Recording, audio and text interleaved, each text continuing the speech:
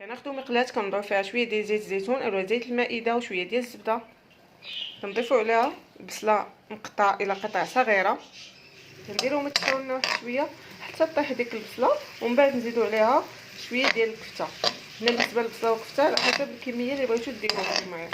بالنسبه لهاد الكغاطه راه تقدروا تكتفيو غير بالبطاطا بوحديتها، الا مبغيتوش تعمروها بالكفته وبطاطا ولا زيبينه راه بوحديتهم راه كيديروا بنا زوين. بعد ما شحرات لينا هذيك البصله دابا غنضيفوا عليها الكفته. كيف قلنا الكميه ديال الكفته ماشي بالضروره تكون كميه كثيره. نشحروه مزيان بحال هكا، ومن بعد نضيفوا عليهم العطريه.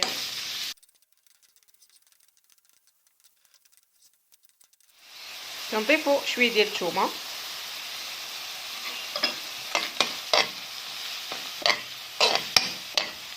هنا بالنسبه لي ما بغاش يدير الثومه يقدر يدير البودره ديال الثومه اللي كتجيه الثومه مجهده خضراء. دابا غنديروا العطريه. هنا بالنسبه للعطريه كنديروا شويه ديال البزار، شويه ديال السكنجبير، وشويه ديال القزبر يابس، وشويه ديال الزعتر، شويه ديال الملحه، وشويه ديال التحميره. تقدروا تكتفيو غير بالبزار والملحه.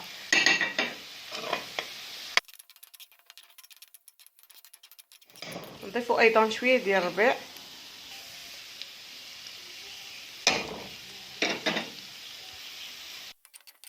حتى تنسجم لينا ديك العطريه مع ديك الكفته وتطلق البنه ديالها تشرب ديك لاصوص.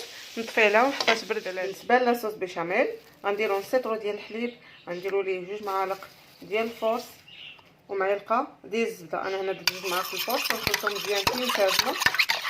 انا الطريقه كنديرها سهله بزاف، كتوجد فيسا كلشي دقه وحده، ما كنحتاجش ندير الزبده بوحديتها مع الدقيق حتى يطيبوا لينا على باش ندير عليهم الحليب.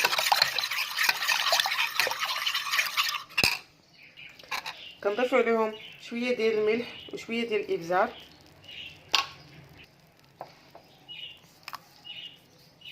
نخلطهم مزيان.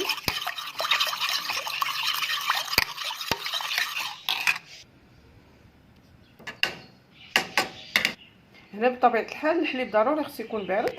ملي نديروا ليه ديك الفرص خصو يكون بارد، ما نديروش على الحليب سخون باش دغيا يطرب لينا وما يتعجنش لينا. هنا درت معلقه كبيره ديال الزبده، غنبقى نخلط فوق من البوطه حتى يندمج لينا مزيان داك الخليط ويتقال لينا، وكتكون ديك الساعات وجدت لينا لاصوص بيشاميل. هاهي ديال لاصوص بيشاميل وجدت لينا ولات على هذا الشكل، كتجي كريمي وكتوجد فيه سرعه. غنخليوها على جنب تفالينا بما نكملوا بقيه المقادير. بالنسبه لي زيبيناغ حطيته في مقلاه سبق لي، حطيت فيها شويه ديال الزبده وشويه ديال زيت الزيتون. نتوما تقدروا تكتفيو غير بزيت الزيتون. كنضيو لهم داك لي زيبيناغ من بعد ما قطعناهم بحال هكا، ومن بعد غنضيفوا عليهم الثوم، 2 فصوص ديال الثوم كبارين، ونضيف عليهم شويه ديال الابزار وشويه ديال الملحه. نستمروا في التحريك تيطيحوا لينا دوك السبانخ ديالنا. هما راه كيجدوا بسرعه، هما من الافضل ملي تكونوا كطيبوهم تخليوهم يكونوا باقيين خضرين، يعني ما طيبوهمش حتى يبات اللون ديالهم يبدا غادي الكحوله، كيفقدوا المنافع ديالهم. هما غير كتصوطيوهم بحال هكا راه كيوجدوا في ساعه. الحنا ديالنا من بعد ما بداو كيجيو على هذا الشكل نحطوهم على جنب باش يدفاو لينا، ومن بعد ندوزو باش نوجدو البطاطا. بالنسبه للبطاطا شديت بطاطا سلقتها، خديت 4 البطاطات كبار سلقتهم بالقشره ديالهم ومن بعد معستهم بحال هكا. دابا غنضيفهم على دوك لي زيبيناغ اللي فايت ليا شحرتهم من قبل، نخلطوهم نيت في هذا المقلاة ونضيفوا لهم الاضافات اللي خاصين سواء ملح ابزار داكشي اللي كيخص باش نصحوا الذوق، ومن بعد نكملوا بقيه المقادير.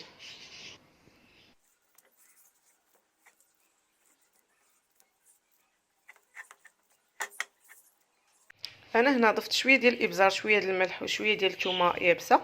دابا غنضيفوا شويه ديال الفرماج موتزاريلا اولا فرماج حمر، هذا كذلك اختياري، انا كنفضل نديرو حيت كيعطي تعليقه زوينه لديك البطاطا. غنخلطوهم بحال هكا حتى ينسجموا لنا كاع هاد المكونات، ومن بعد نشكلوهم باش نعمروهم بديك الكفته اللي سبق لينا شحرنا من قبل. هنا كيف قلت لكم تقدروا تكتفيو هاد البطاطا بوحديتها مع لي زيبيناغ، راه كتجي بنينه، يعني الا ما بغيتوش ديروا كفته تقدروا ما ديروهاش.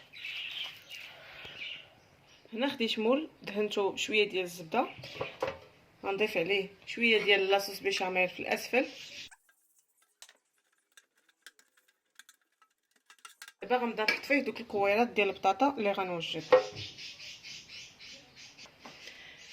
كناخد ديك البطاطا كناخد بحال هكا قطعه،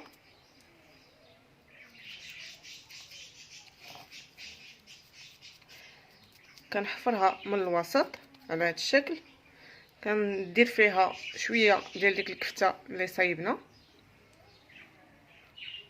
ومن بعد نبدا نجمعوا الجوانب بحال هكا.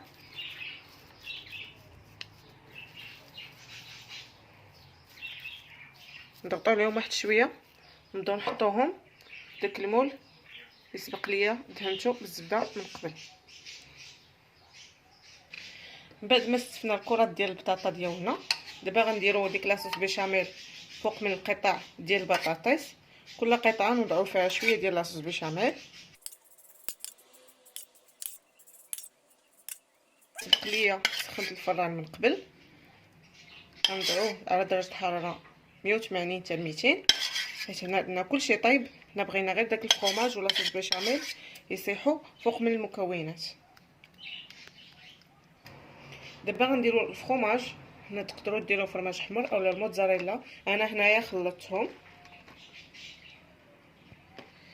نديروا فرomاج غابي بطبيعه الحال.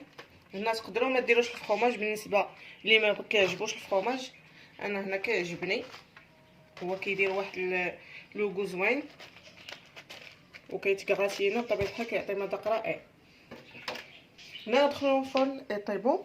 ملي غيوجدوا لنا غتشوفوا معايا كيفاش النتيجه. هو الكغطان ديالي من بعد ما خرجته من الفرن، شوفوا كيفاش كيجي غزال بزاف. ها نتوما راه تكغاتينا ليا، هنا راه باقي سخون. نحاول نهز معكم قطعه.